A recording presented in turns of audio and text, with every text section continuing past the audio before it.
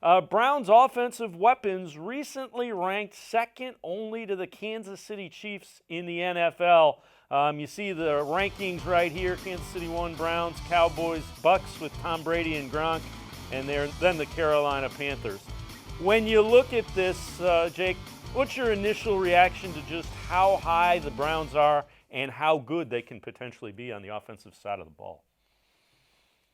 Yeah, I think most often you hear the talk about, most teams across the league have a hole somewhere. You can't pay for every position, you can't pay for every player.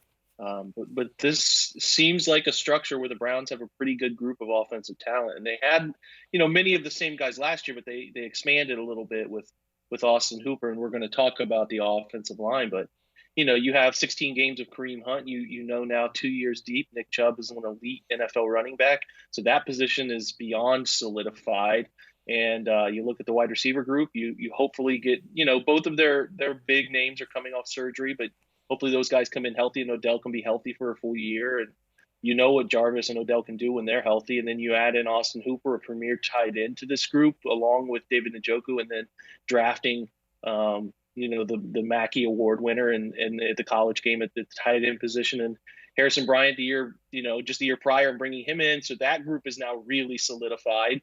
You're not really hunting around for bargain tight ends. You have three pretty good players, you feel like, at that position. And then you add Rashard Higgins, and then the fourth, fifth receiver could be guys like Damian Ratley, or, guys who have talent or have one skill that's really good that can be productive for the group. So look, there's no way around it. When you look at this skill group, there is no weakness to the group. They have at all three positions. It's really solid. And then, Baker's the question here, right? He had a really good rookie season. His second season was full of, ups and downs and more inconsistent play than we hoped for. But the skill group is there, and I think that we're going to talk about Baker a little bit later in the show. But there's no doubt that the talent is there at every single skill position offensively. It's a matter of, as we saw last year, how well do you put those guys in position to make plays? It's not about always calling plays and scheming things all the time. It's about giving guys opportunities. And I know that Jarvis Landry talked about that in the offseason about instead of using the players, they were trying to use plays last year. And I know that might sound a little silly, but it's like